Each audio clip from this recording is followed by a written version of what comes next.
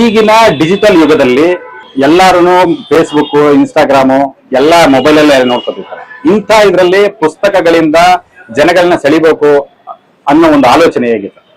ನಾವು ಈ ಕಳೆದ 1-2 ದಶಕದಲ್ಲಿ ಏನಾದ್ರು ಒಂದು ತಪ್ಪು ಮಾಡಿದೀವಿ ಅಂತಂದ್ರೆ ಅದು ಪುಸ್ತಕಗಳನ್ನ ನಮ್ಮ ಮಕ್ಕಳಿಂದ ದೂರ ಮಾಡಿದ್ವಿ. ನೀವು ನೋಡಿ, ಯಾವ ಕ್ಷೇತ್ರ, ಯಾವ ಏರಿಯಾಗೆ ಹೋದ್ರು ಇಲ್ಲೇ ನಿಂತ್ಕೊಂಡೆ ನೋಡಿ, ನಿಮ್ಗೆ ಇಲ್ಲಿ ಹೋಟೆಲ್, ಮಾಲು, ಥಿಯೇಟರ್ ಏನ್ ಬೇಕಾದ್ರೂ ಸಿಕ್ಬಿಡುತ್ತೆ ಇಲ್ಲಿ. ಬಟ್ ಒಂದು ಪುಸ್ತಕದ ಅಂಗಡಿ ಸಿಗುತ್ತಾ ಅಂದ್ರೆ ಇಲ್ಲಲ್ಲ. ಬೆಂಗಳೂರಿನ ಯಾವುದೇ ಏರಿಯಾ ಪರಿಸ್ಥಿತಿ ಇದು. ಗಾಂಧಿನಗರಕ್ಕೆ ಹೋಗ್ಬೇಕು, ಗಾಂಧಿ ಬಜಾರ್ಗೆ ಹೋಗ್ಬೇಕು. ಉಳಿದ ಕಡೆಗೆ ಅಂದ್ರೆ ಜೋ ದಿಕ್ಕೇಗ ಓ ಬಿಕೆಗ, ಕಣ್ಣಿಗೆ ಯಾವ್ದು ಕಾಣ್ತಾ ಇರುತ್ತೋ ಅದೇ ಚಾಲ್ತಿಯಲ್ಲಿ ಇರುತ್ತೆ. ಹೌದು, ಆ ಕಾನ್ಸೆಪ್ಟ್ ನಾನು ನಂಬಿದ್ದೇನೆ. ಕನ್ನಡ ಪುಸ್ತಕಗಳಿಗೆ ಒಂದು ಮಾರುಕಟ್ಟೆಯೇ ಇಲ್ಲದೆ ಆಗೋಯ್ತು. ಹೌದು, ಯಾಕೆ ಎಲ್ರು ಕೇಳ್ತಾ ಇದ್ರೆ ಓದುದ್ರಿಲ್ಲ ಇದ್ದಾರೆ, ನಾವು ತಲುಪಿಸ್ತಿಲ್ಲ, ನಾವು ಗೌರವಿಸ್ತಿಲ್ಲ ಓದುಗರನ್ನು. ಒಬ್ಬ ಹಸಿದವನಿಗೆ ನಾವು ಅವನಿರೋ ಜಾಗದಲ್ಲಿ ಅವನಿಗೆ ಊಟ ಕೊಡ್ತಾ ಇದೀವಿ, ಹೋಟೆಲ್ ಮಾಡ್ತಾ ಇದೀವಿ. ಅಲಂಕಾರ ಪ್ರಿಯನಿಗೆ ಅವನಿಗೆ ಬೇಕಾದಂತಹ ಸಲೂನ್ಗಳನ್ನ ನಾವು ಅಲ್ಲೇ ಮಾಡ್ತಾ ಇದೀವಿ. ಹೌದು, ಒಂದು ಬಟ್ಟೆ ಪ್ರಿಯನಿಗೆ ಅಲ್ಲೇ ಅಂಗಡಿಗಳು ಸಿಗ್ತಾ ಇದಾವೆ. ಬಟ್ ಒಂದು ಓದುಗನಿಗೆ ಪುಸ್ತಕ ಇಲ್ಲ, ಯಾಕೆ? ಸೊ ಆ ಕಾನ್ಸೆಪ್ಟ್ ಇಟ್ಕೊಂಡೆ ನಾನು ಮಾಳಿಗೆಗಳನ್ನ, ಪುಸ್ತಕದ ಪ್ರದರ್ಶನವನ್ನ ಮೆಡಿಕಲ್ ಶಾಪ್ ಅಲ್ಲಿ ಮಾಡಿದೆ, ಬಟ್ಟೆ ಅಂಗಡಿಯಲ್ಲಿ ಮಾಡಿದೆ, ಹೋಟೆಲ್ ಅಲ್ಲಿ ಮಾಡಿದೆ, ಥಿಯೇಟರ್ ಅಲ್ಲಿ ಮಾಡಿದೆ, ಸೊ ಪಾರ್ಕ್ಗಳಲ್ಲಿ ಮಾಡಿದೆ, ಹೋಟೆಲ್ ಮುಂದೆ ಇಟ್ಟೆ. ಇವತ್ತಿಗೂ ಕೂಡ ಪ್ರತಿ ಭಾನುವಾರ 100 ಪುಸ್ತಕಗಳ ಪ್ರದರ್ಶನವನ್ನ ನಾವು ಹೋಟೆಲ್ ಮುಂದೆ, ಪುಸ್ತಕ ಮೇಳ ಅಂತೀವಿ, ಪುಸ್ತಕಗಳನ್ನ ಪ್ರದರ್ಶನ ಮಾಡ್ತೀವಿ. ಅಲ್ಲಿ ಪ್ರತಿ ವಾರ ಕನಿಷ್ಠ 50,000 ಪುಸ್ತಕ ಮಾರಾಟ ಆಗುತ್ತೆ. ಅಂದ್ರೆ ಹೋದ್ರೆ ಅಲ್ಲಿ ಬೆಳಿಗ್ಗೆ ಭಾನುವಾರ ವಾಕಿಂಗ್ ಬಂದವರು ಒಂದು ಇಡ್ಲಿ ತಿಂದು ಹೋಗ್ತಾರಲ್ಲ, ಈಗ ಇಡ್ಲಿ ಪ್ಲಸ್ ಒಂದು ಪುಸ್ತಕ ತಗೊಂಡು ಹೋಗ್ತಾರೆ. ಮೊದ್ಲು ಬರೀ ವಾಕಿಂಗ್ ಮಾಡ್ಕೊಂಡು ಇಡ್ಲಿ ತಿಂದು ಮನೆಗೆ ಹೋಗೋರು ಈಗ ವಾಕಿಂಗ್ ಮಾಡಿ ಇಡ್ಲಿ ತಿಂದು ಪುಸ್ತಕ ಕೊಂಡೋಗ್ತಾರೆ. ಯಾಕಂದ್ರೆ ಅವ್ನಿರೋ ಕಡೆಗೆ ಸಿಗ್ತಿದೆ ಅಂತ.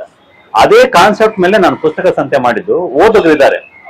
ಓದುಗರಿಗೆ ಒಂದು ಮಾಹಿತಿ ಸಿಗ್ತಿಲ್ಲ, ಯಾವ ಪುಸ್ತಕ ಬಿಡುಗಡೆ ಆಗ್ತಿದೆ ಅಂತ. ನೀವು ಪತ್ರಿಕೆಗಳಲ್ಲಾಗ್ಲಿ ಅಂತ ಪ್ರಾಮಿನೆನ್ಸ್ ಸ್ಪೇಸ್ ಸಿಗ್ತಾ ಇಲ್ಲ ಪುಸ್ತಕಗಳಿಗೆ. ಮೊದಲು ಇಂಥ ಒಳ್ಳೆ ಪುಸ್ತಕ ಇದೆ ಅಂತ ಹೇಳ್ತಿತ್ತು, ಮತ್ತೆ ಈಗ ಇದು ಒಳ್ಳೆ ಪುಸ್ತಕ ಅಂತ ಹೇಳಿದ್ರೆ ಅದಕ್ಕೆ ಪರ ವಿರೋಧಗಳು ಜಾಸ್ತಿ ಇದೆ. ಹೌದು, ಜನರಿಗೆ ಯಾವ್ದನ್ನ ನಂಬೇಕು, ಯಾರು ಮಾತು ನಂಬೇಕು ಅನ್ನೋಂತಹ ಗೊಂದಲಗಳಿದಾವೆ. ಮತ್ತೆ ನಮ್ಮ ಮಧ್ಯದಲ್ಲಿ ಪಂಥಗಳು ಜಾಸ್ತಿ ಆಗ್ಬಿಟ್ಟಿದೆ. ಎಡಪಂಥ, ಬಲಪಂಥ ಅಂತ ಹೇಳಿ ಪುಸ್ತಕ ಪಂಥ ಅನ್ನುವಂಥದ್ದು ಕಡೆಗಣಿಸ್ಬಿಟ್ಟಿದ್ದಾರೆ. ಸೊ ನಾನು ಅದಕ್ಕೆ ಅಂದ್ಕೊಂಡೆ, ಎಲ್ಲವನ್ನ ಒಂದು ಸೂರಡಿ ತಂದು ಓದುಗರನ್ನ ಒಂದು ಕಡೆಗೆ ಕರೆದ್ರೆ ಅವ್ರಿಗೆ ಏನ್ ಬೇಕೋ ಅದು ತಗೊಂಡು ಹೋಗ್ಲಿಲ್ಲ.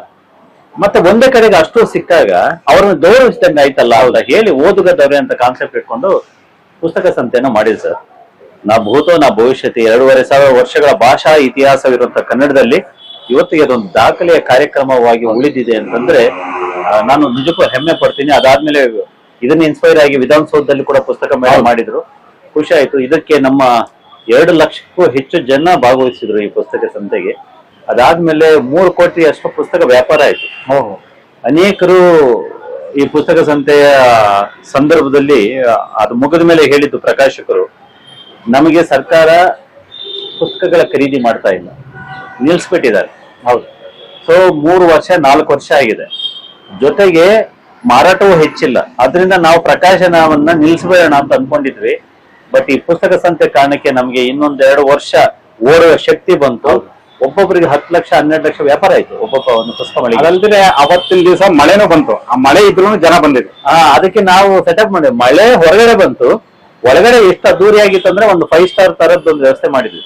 ಜರ್ಮನ್ ಟೆಂಟ್ ಎಲ್ಲ ಹಾಕಿ, ಮ್ಯಾಪ್, ಅದನ್ನ ಪ್ಲಾಟ್ಫಾರ್ಮ್ ಹಾಕಿ, ಅದ್ರ ಮೇಲೆ ರೆಡ್ ಕಾರ್ಪೆಟ್ ಹಾಕಿ, ಓದುಗರನ್ನ ರತ್ನಗಂಬಳೆ ಹಾಕಿ ಸ್ವಾಗತಿಸ್ತಾ ಇದೀವಿ, ಬನ್ನಿ ಅಂತ ಕರೆದು. ಸೊ ಅವರನ್ನ ಸಂಪೂರ್ಣ ಗೌರವಿಸಿದ್ವಿ ನಾವು.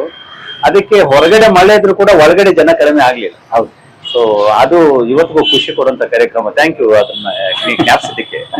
ನಮ್ಮ ವಿಜಯವಾಹಿನಿ ನ್ಯೂಸ್ ಚಾನೆಲ್ನಲ್ಲಿ ಪ್ರಮೋಷನ್, ಜಾಹೀರಾತು, ಅಡ್ವರ್ಟೈಸ್ಮೆಂಟ್ ನೀಡಲು ಸಂಪರ್ಕಿಸಿ 9535808456.